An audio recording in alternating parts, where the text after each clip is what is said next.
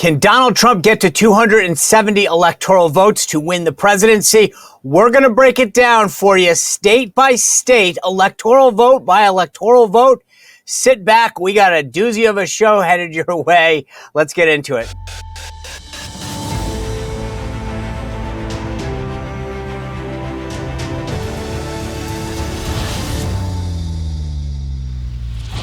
All right, folks, welcome to a special edition of the Sean Spicer Show. Why is it special? Because I think the number one question that I get asked, and I bet you do too, is can Donald Trump win? Can he get the 270 electoral votes that he needs to win? We hear a lot about national polls, and I've told you over and over again, they're meaningless. To some degree, they do show the mood of the country, generally speaking. Which way is it flowing? But who really cares what a bunch of California or New Yorkers feel? No offense to you, but your votes are already going, all your electoral votes are already going to the Dem. You care about those battleground states. You care about Maine and Nebraska. We'll tell you about that in a little bit. You care about the map expanding. And we talked about this once before. So we are going to break this down. This is a show that you are going to want to bookmark and share. Because when someone says, can Trump win, or this is what I saw, this is what you want to show them. You want to say to him, yeah, he can get there. And I'm going to walk you state by state to show you not just how he can get there, but the multiple ways he can get there. We are going to take a deep dive. I mean, no one else is going to do this, by the way. And that's why I'm telling you, bookmark this show, go to YouTube or Rumble. And if you're on the audio version, thank you for listening. And you'll get a lot out of this because, again, we're going to explain it. But from a visual standpoint, from a mapping standpoint, you want to go back and look at the YouTube and Rumble version of this. If you're watching on the first, thank you. Go to YouTube and Rumble and subscribe and bookmark the show so that you can show it to people afterwards. Because I get asked all this time, how could he possibly win? Well, here's how. We will show you. So I'm going to get into this. I want this to be uninterrupted. So I want to tell you about two of our great longtime sponsors that are making this show possible, and then we're going to go into it. We're not going to stop. We're going west to east for Biden in the blue states and then Trump in the red states until we're done. Okay? So I want to tell you about two of the amazing longtime sponsors. And by the way, for those of you who, speaking of sponsors, who have been super helpful, thank you for watching and sharing my documentary, The Front Row Joes. I appreciate it. It's at salemnow.com, or you can go to frontrowjoes.movie, not .com, .movie, frontrowjoes.movie, or salemnow.com to watch it and to share it. The first inside look at the Trump movement, the people who are the backbone of it. I was so proud of this. We sat down with Donald Trump at Mar-a-Lago to talk about this movement. If you are interested, go back and watch that show. Really interesting and enlightening. And then you get to meet these people. Whether you're a Trump hater or lover, you will love this documentary because it takes you inside the backbone of the MAGA movement. You saw Steve Bannon, Marjorie Taylor Greene, Mercedes Schlapp, so many people. We talked to journalists as well who are part of that. We followed the Joes around for 2 years. Go to salemnow.com. Also, I have a bi-weekly newsletter on Substack. If you just go to seanspicer.com, you can sign up for it. And we do stuff like that we're doing now, but more insightful. I can write a little short missives here and there when I see stories that don't make the show, or I want more detail, or I want to put a bunch of hyperlinks in. So go to seanspicer.com, sign up for that newsletter. All right, let me tell you about the two amazing sponsors we have, and then we'll get into the map uninterrupted. Okay. That debate disaster for Biden came out of nowhere, didn't it? Well, just like that came out of nowhere, so can a electrical grid malfunction, so can a natural disaster. We never know when our power is going to go down. And if it goes down, it may be for days, weeks, even months. There's a prediction that a hit on our electrical grid could literally take it out for months on end. If that, unfortunately, were to happen, are you prepared? I am, because I have a Patriot Power Generator 2000X in my house. And if you go to 4patriots.com/Spicer, you can have one too. Now, the beautiful thing is it runs off a solar panel that comes free with it. You don't have to worry about running to the gas station, or if the gas station's even open, and then filling it up every couple hours to keep all of your things going. The Patriot Power Generator runs on that solar panel for hours on end, and it powers the most powerful things that you have: a refrigerator, tablets, TV, medical devices, you name it. Think about how important that would be at a time when you don't have power. And the best part is you got that power source because of the solar power panels. Plus, you can bring it into your house. It's completely portable, no fumes, no huge noises. It's perfect. And because it's portable, you can take care of yourself, bring it over to a family member or a friend's house. Go to 4patriots.com/Spicer and get a Patriot Power generator for yourself so you'll be ready. All right, let's get into the map. Let me just lay some context for you. The current consensus is that there's about 226 electoral votes for Biden and 235 for Trump. Now, if you do the math, that means that there's about 80 up for grabs. Okay? We're going to do this step by step. So I'm going to get you to where Biden is, and I'm going to get you where Trump is. The easiest way to do this is to basically fill in the solid blue and the solid red. And then we're going to go the toss-up states, if you will. So let's start with the states that are pretty much a given on the Biden side. Okay? These are the blue, bright blue states that Biden's going to carry. All right, I'm going to start with one of our newer states, Hawaii. This is a given, right? Biden's going to get this. So let's just fill that in, give him the electoral votes in Hawaii. He's going to take all 4 electoral votes there. And then let's move from Northwest down the coast a little. Washington State, 12 electoral votes. We're going to put that in the Biden column. Next, Oregon. And we're going to put the 8 electoral votes there for Biden. Now, I will say this with respect to Oregon and Washington, if you're watching the show. I've talked to a lot of people who are very high on the rule vote, getting it out. There's a race for governor in Washington, and I get it. We will do this again, and I will say this about all the states. They may come into focus. They may change one way or the other. You'll see during this map, most of them are moving towards Trump. It's possible. But for the exercise that we're conducting right now, I just want to get to showing the paths to 270. So we're putting those in Biden's column for now. Likewise, we move down the coast. We're going to put all of 54 electoral votes from California in Biden's column. Boom. Now, will the House pick up some congressional seats there or maintain some? Absolutely. Those are what we used to call orphan districts. You see a lot of them in New York and California. Those are non-battleground states where there are competitive House races. Sometimes there's a Senate race, not really this cycle. But there's a lot of races in places like New York and California in particular, where Republicans need to pick them up, will pick them up, but they are not in a competitive state, which is going to create a further complication for the House guys because they have to create their own get out the vote effort and can't worry about the top of the ticket. We'll get to that later in this cycle, but just so you know how we're creating this map and what our focus is today. All right, so let's move a little east and then go back north to south. Colorado's 10 electoral votes I'm putting in the Biden column. Again, there's a few states there less, we've seen that are going to be competitive, but that's not the point of this exercise. We'll talk about the House and the Senate specifically, or in more detail rather, next time.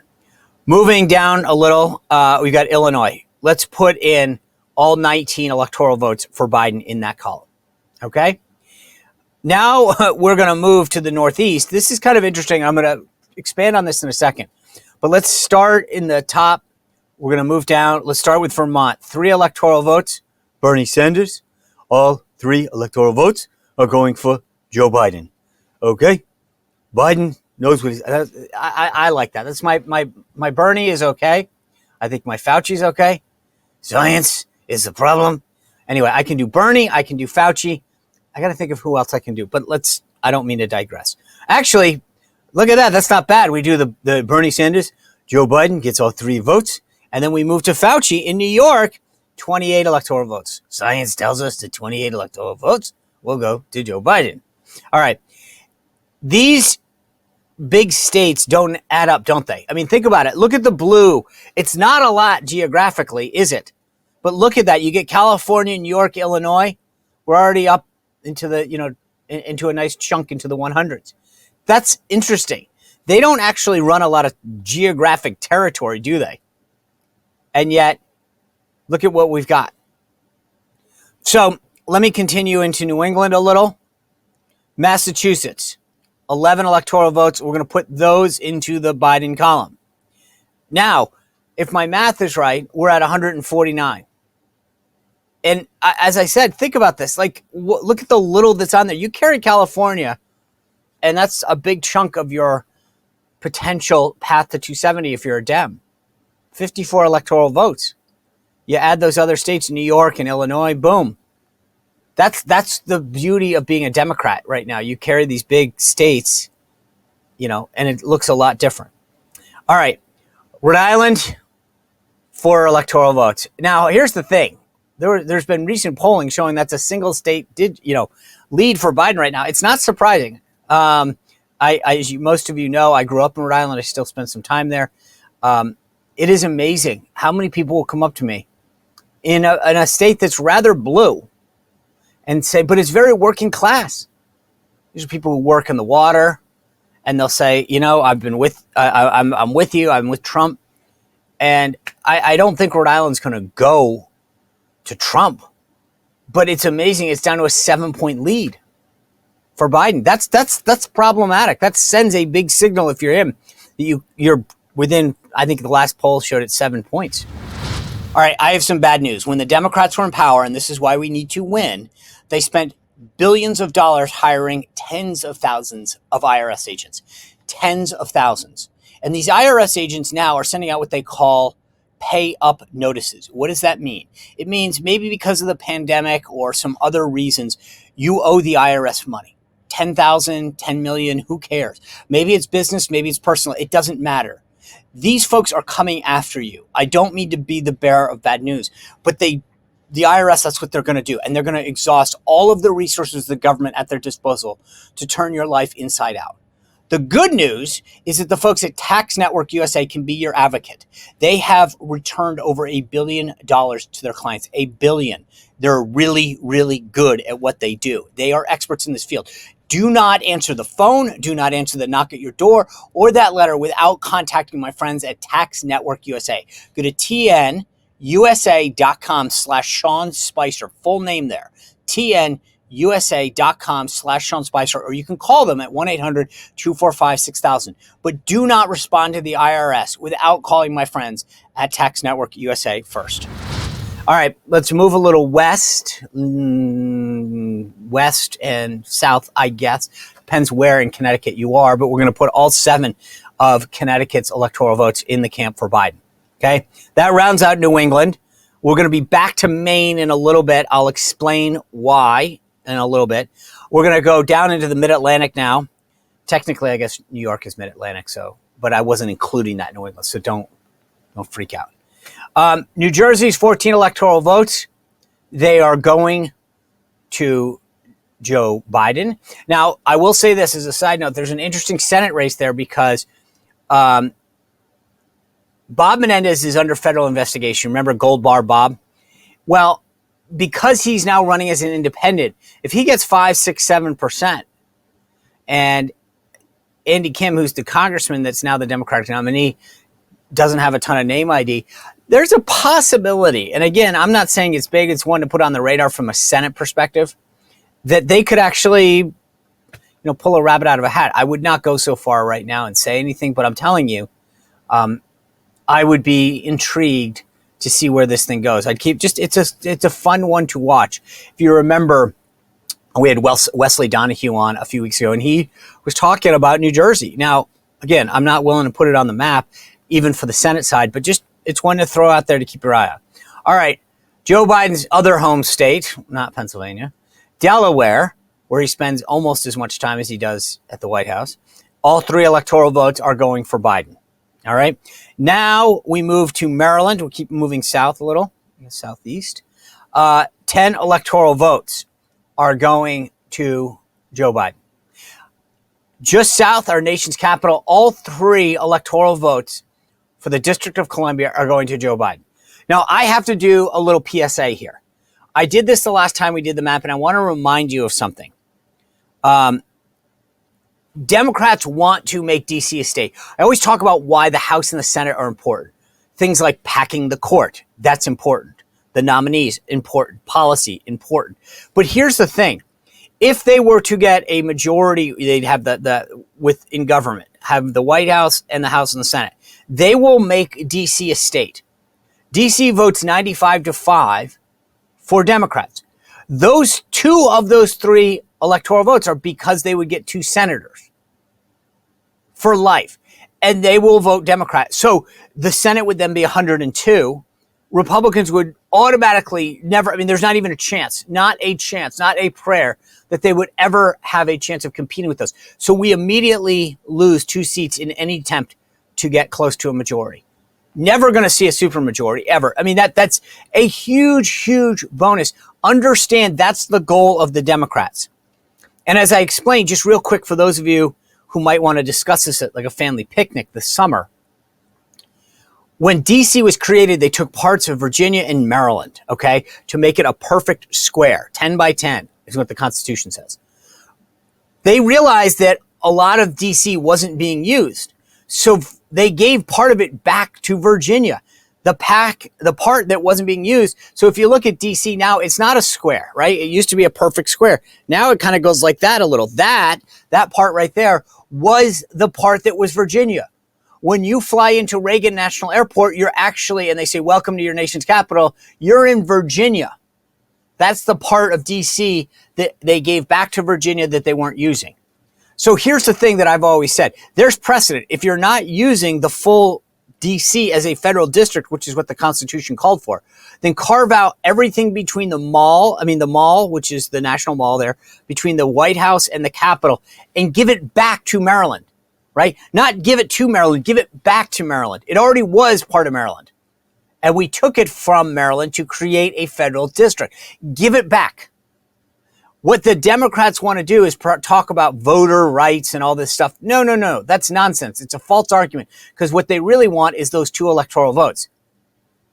If they really care about voting rights, then say, great, I agree with you. Give it back to Maryland. And if you're Maryland, you want that back. More people, more federal dollars, more members of Congress. It's a win for Maryland too. But the Democrats don't want to tell you that because, and again, remember, there's precedent. We did it in Virginia. All right, I've digressed enough, but just understand, I wrote about this in my book, Radical Nation, because that's what's really going on here.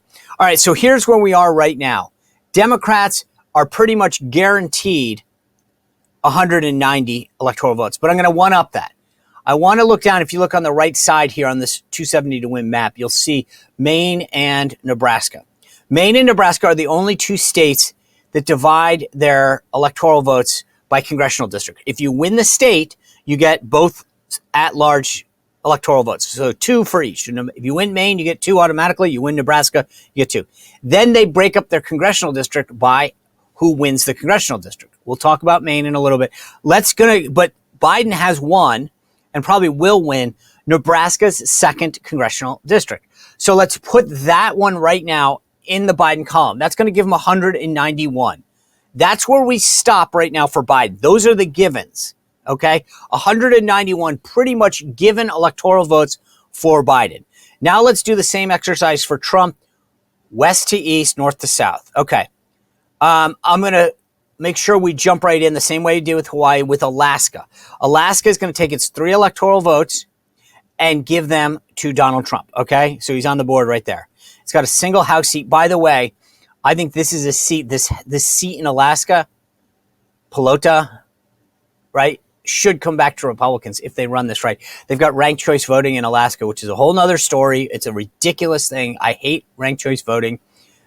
This is what allowed the Democrat to get in the last time. I think we have a decent shot of getting it. Okay, I digress. Now, from north-northwest down, we're going to start with Montana, put 4 of the electoral votes in Trump's column right off the bat. Idaho, we're going to give them those 4. Wyoming, we're going to give them those 3. And Utah, those 6, right? I don't think there's any controversy there. All of those are headed his way. Excuse me. Let's go back up north and move south again. We're going to start with North Dakota, 3. South Dakota is going to put its 3 in there. And then Nebraska. This is where I was at. 5 at state Nebraska. We've already given 1, the 2nd congressional district, to Biden. So the other 4 are going to go for Trump. Okay? The 2 at large that Nebraska, that every state gets because every state has 2 senators. Those 2 go to Trump.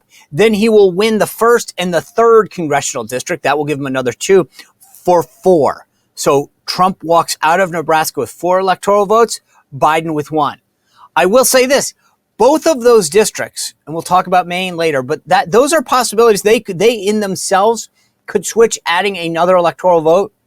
So we're not done yet, but at least current polling suggests that's where it goes. So again, we're doing this exercise. It will get updated as the cycle goes. If you live in Nebraska's 2nd congressional district and you see polling, let us know.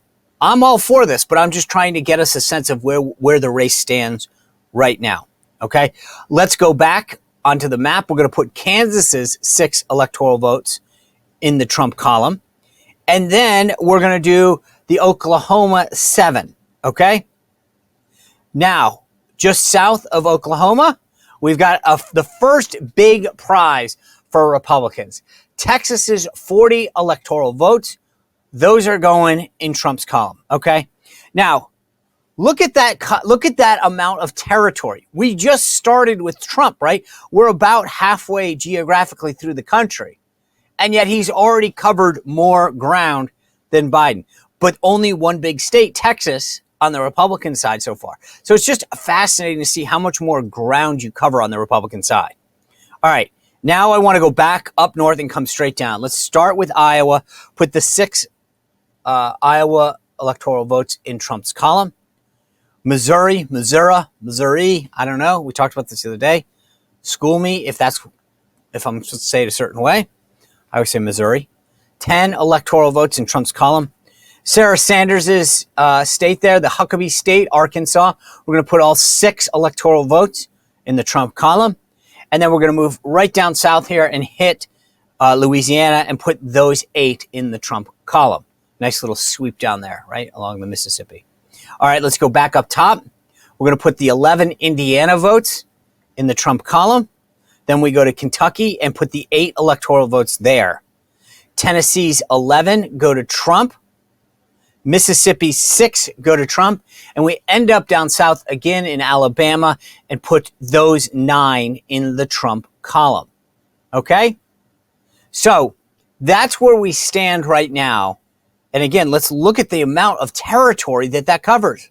I mean, the blue is at 191. The Republicans have much more geographically than the Democrats. It's all about those major metropolitan centers, isn't it? So Trump should be right now, if my math is right, at 155. Biden is at 191. Let's go back up north and come on down again. Ohio, remember Ohio, in the 2000s when Bush was running, that was the big swing state. As Ohio goes, so goes the nation. Now ruby red. J.D. Vance country, who knows? If he's on the ticket, who knows? But this is a lock, stop, and barrel state for Republicans. All 17 in the Trump column. West Virginia's got 4 electoral votes. That's going in the Trump column pretty solidly.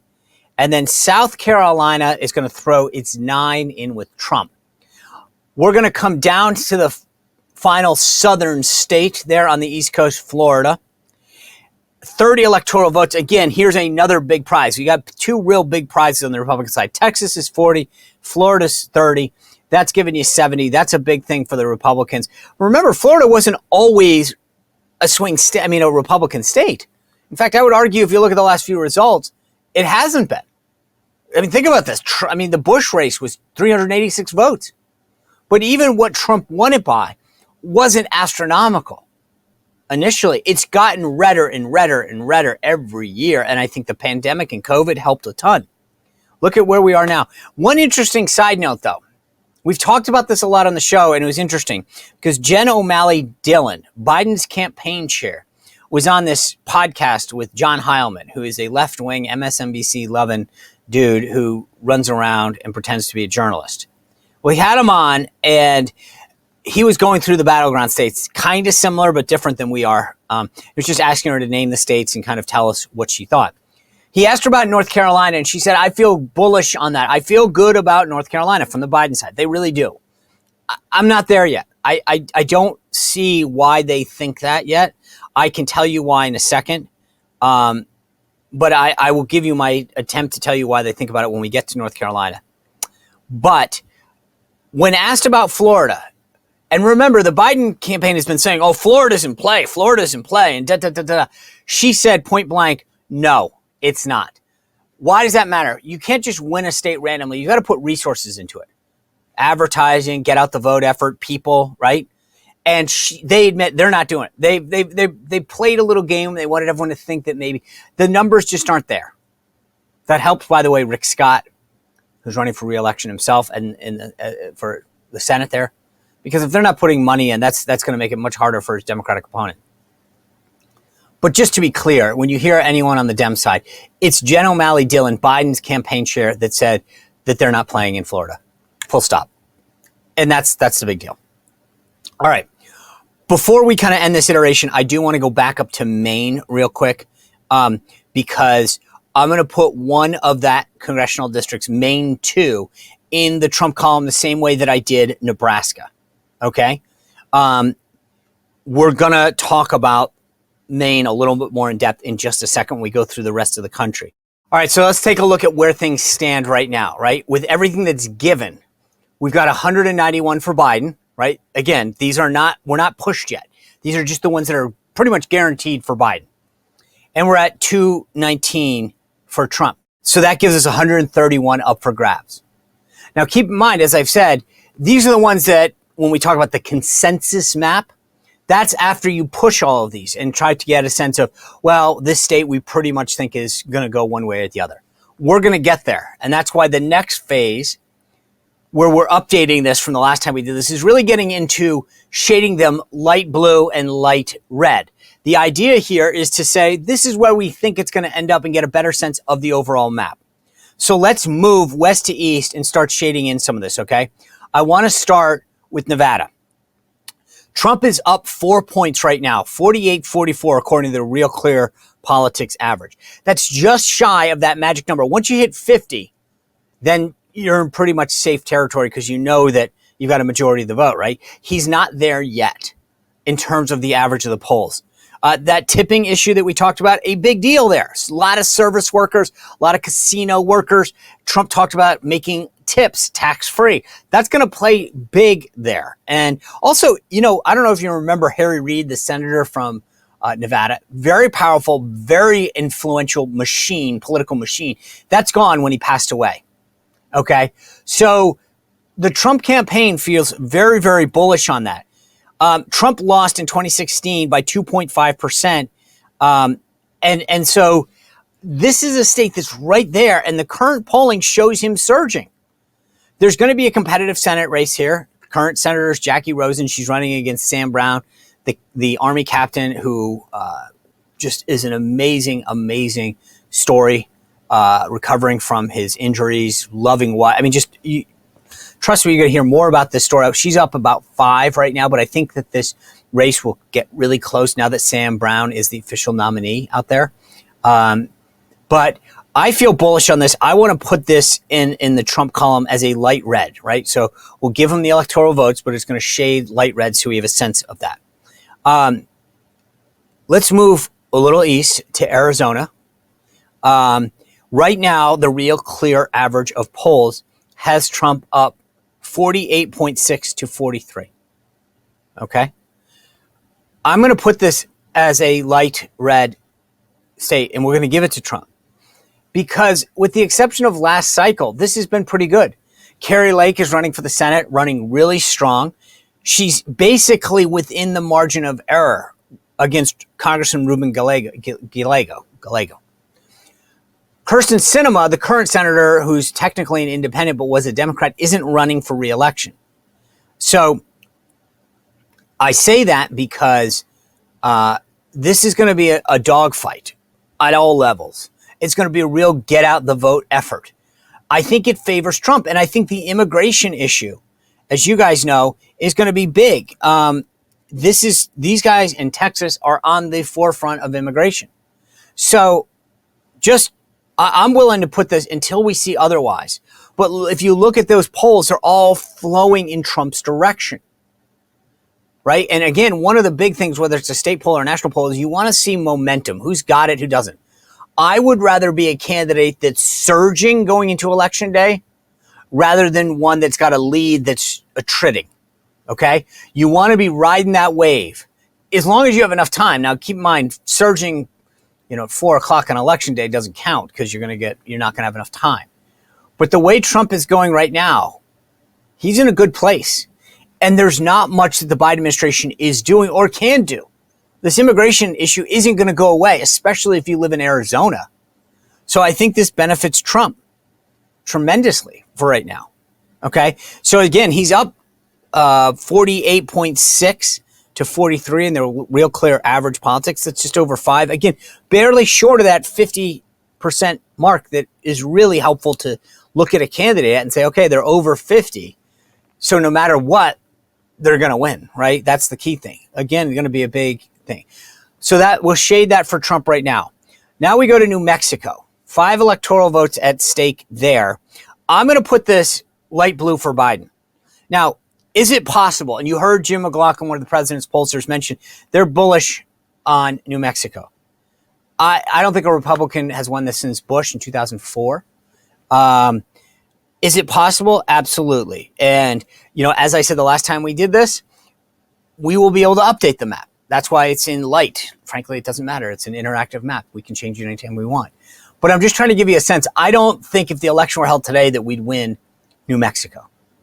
But things change. There's a lot that's going to happen. The conventions, all the things that go around with that, advertising, get out the vote efforts. But until the Trump campaign puts money and time and people into New Mexico, I'm not going to shade it red. That doesn't mean we can't win it. Just means for now, for the exercise. All right, let's move up north. We'll start with Minnesota. 10 electoral votes at stake. Biden still currently has a 3-point Real Clear politics average. And until I'll kind of put this, I feel better about Minnesota than I do about New Mexico. How's that? But there's not a ton of effort. Everybody's starting to get really high on New Mexico. I will get there. But until Trump spends some money, I'm going to put this as a light blue. We could easily see this move to light red or just as a complete toss-up. But I'm not there yet. So if you live in Minnesota, start working. Get out there, knock on doors, get people. I think we can get there. I really do. I think that we talked about this, I think, with McLaughlin. Remember, Reagan even, the one state, little trivia question for you.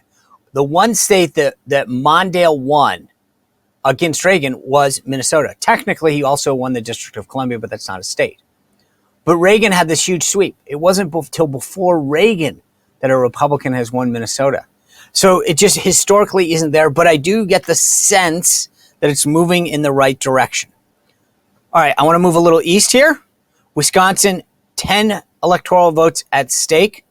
It's a dead heat, literally a dead heat. If you go to Real Clear Politics, they are both at 46.9. You can't get more dead heat. This isn't margin of error. This isn't, one has slightly. This is literally a dead heat. Okay? I think that this thing ends up in Trump's column eventually. Okay? In 2016, it was less than a point. In 2020, it was 0.63 for Biden. 20,682 votes for Biden. Okay? That's razor thin. We had that Senate candidate Eric Hovde on the other day. Okay? He's, I think, running really strong against Tammy Baldwin. This could be a really interesting race to watch. Ron Johnson, when he was running for re-election, he's always been behind it. He surges over the top, running a really good campaign, to be clear. We're going to want to keep Wisconsin in focus. This is going to come down to the wire. Historically, and for every other reason, it's going to be there. So I'm just telling you right now, Wisconsin is 10 electoral votes that will be up for grabs. I don't see anything that's going to push it real hard one way or the other. Both are going to fight there. The convention, obviously, is in Wisconsin. I've done a few conventions, okay? I've actually been to every convention since 96. And then both in 12 and 16 was intimately involved in them. Here's what I'll tell you. There's always this good talk by the host side. So in this case, it's the Republicans who claim that the convention is going to help them. It doesn't. No one cares. No one goes, God, I'm going to vote for your guy because you had our convention in our city. Just doesn't, I mean, that's not, people don't vote like that. Could it help with some data? Sure. And I think the resources there and the intention, sure. So, and when you're at that much of a razor's edge, right? What did I say? 2020, 20,682 votes. Yeah, this is going to be a big deal. And they know it on the left. They're going to be all in on Wisconsin. That was the state that Hillary Clinton screwed up. Remember, she didn't show up. Dum. All right, we're going to move east. Michigan, 15 at stake here. By the way, I forgot to say it. I don't want to shade Wisconsin right now. We're going to leave this for a second because we got to come back to it. That's how close this thing is. All right, let's go to Michigan. 15 at stake. This is the same as Wisconsin, except technically a little bit here. 46.4 to 46.2. Biden with 0.2 of a point. That's nothing. That's literally the average of these polls. It's nothing. It's literally as dead heat as you can get. So many issues are at play in Michigan.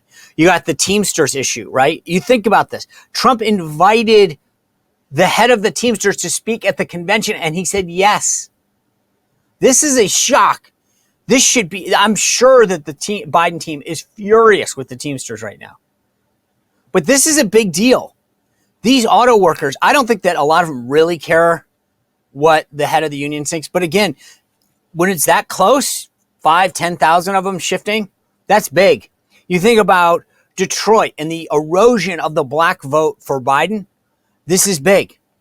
You think about the issues that he's had with Muslims and Palestinian voters because of what's going on in Israel and Hamas. This, remember during the primaries, all these folks saying we're not voting for anyone. No, it was a none of the above. This is Michigan. This is a problem for him. Okay. This has been very, very close.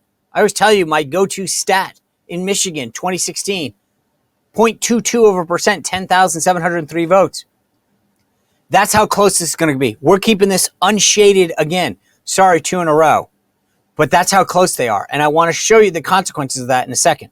All right, let's go back up north. I said I would talk about Maine. Here we are. 4 electoral votes at stake. This state right now, yes, we've seen polling showing it dead even. We've gotten a lot of excitement about this. We talked to folks.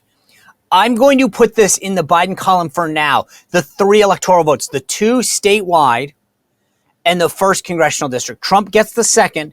So of the 4 at stake, Trump gets 1, Biden gets 3. Can things change? Absolutely. Maybe the next time that we do this, I go from light blue to light red. I need to see a little bit more and a commitment from the Trump campaign that they're actually going to make it a play for it, okay, by putting people in there and some money into this. But this would be big. It's not a ton, but it's in a close race. Taking 3 off the map for your opponent and putting 3 into your column. So we'll see. And I think the Trump campaign is equally looking at this saying, all right, let's see if there's a couple more polls that come out. And I was surprised. I've been up there before. Guns are a big issue. You've got a great couple candidates running in those districts. NASCAR driver running in that 2nd congressional district who's phenomenal, raised a ton of money. I think that you could see that flip for the Republicans. 2nd district could be competitive too. That could happen. So there's a possibility that Trump, you could end up with Trump taking both congressional districts. There's a bunch of scenarios at play. Okay. So let's keep an eye out. But for the sake of this, we're going to shade that for Biden. All right. New Hampshire. I'm going to approach this the same way that I just approached Maine. Okay. 4 electoral votes at stake. I could see this coming into play like I did with Maine, but I want to keep it light blue for now. In the 2016 campaign, Trump only lost by 2 points, and he lost by 7 the last time. There's something going on in New England. I told you about Rhode Island. I've seen the data in Maine. New Hampshire, the live free or die state, man. I don't know. I think that there's something there. They got a competitive gubernatorial race. Chris Sununu, the popular multi-term governor, isn't running for re-election. I don't know. Let's see how this plays out. It's not there yet for Trump. Biden still has a nice enough lead, at least in the public polling. So if you know more and you live in New Hampshire, let me know. But for now, for the sake of the exercise, we're going to keep that light blue. All right. We've got 6 states left. I want to give you kind of a quick run through of where we are now, because this is with the map. This is it, folks. This is where things are going to move fast and furious. And whereas we move forward, it's all going to happen. And this is where someone's going to get to 270. Pennsylvania, 19 electoral votes. Okay, Trump is currently up by 2.8%. Okay, 48 to 58.2. This is really close. I want to punt this just like I did Michigan and Wisconsin for now. Trump won by 0.5 in 2016, and Biden is in the books with just over a point win in 2020. McCormick and Casey, big Senate race there. Casey holds currently, according to the latest public poll, a 6-point lead. I think this continues to get closer and closer and closer. This, by the way, keep seeing something right now, Wisconsin, Michigan, and Pennsylvania. All right, Virginia, 13 electoral votes at state as we move south. The last time Virginia went Republican, when? Sean Spicer trivia, 2004, when I served as an elector. There you go, if that comes up. Now, I just gave you a thing there. All right, recent polling shows it's tied. Trump's spending a little bit of time in Virginia. Glenn Youngkin getting a little bit more active. The campaign doing a rally there, right, down in Chesapeake. This is big. They're showing some interest. I think it's a good story. I would put Virginia, it's getting there. It's getting there. But for the sake of this, we're going light blue. Okay, you'll see why in a second. I can see this coming into play, though, guys. Youngkin, what he did and what's going on, it's all going to be about turnout, okay? Hung Kao, running for the Senate, just emerged from a primary there. Navy veteran. He can play well big in Northern Virginia with the Asian communities, and there's a big several blocks of Asian communities in Northern Virginia, and he plays big in the Hampton Roads area because of his Navy background, okay? North Carolina, 16 electoral votes. Trump has won twice, despite what Jen O'Malley Dillon said. I'm going to put Trump in light red here, okay? Put North Carolina in the light red column. I think this ends up in his column. They're high on this only because Mark Robinson, the current lieutenant governor, they don't think he's running the strongest race. I don't think that's going to matter. I think North Carolina is going to go into the Trump column. Okay, Georgia, Trump is currently up by 46.2 to 44.2. Trump won by 5 points in 2016. I'm putting Georgia back in the light red column because I think that's where it ends up.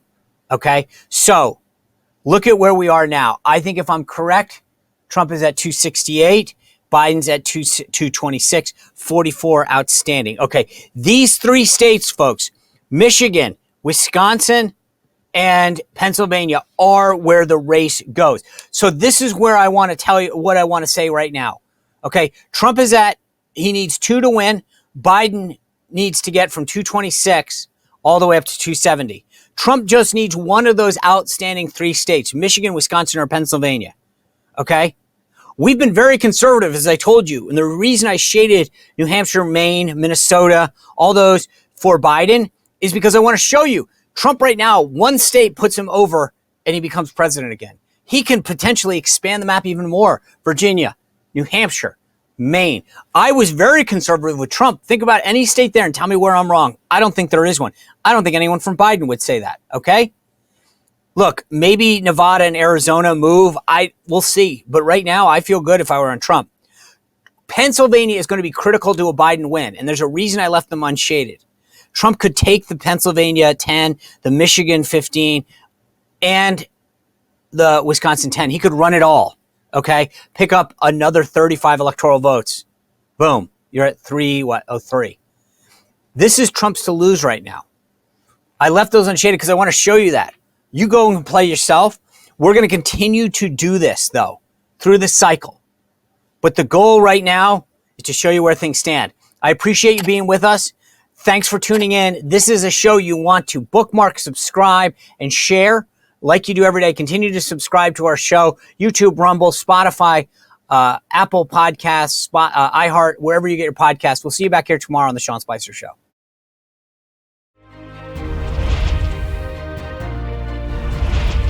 Well, if you enjoyed this content, make sure to like this video, subscribe, and click the notification bell to get more.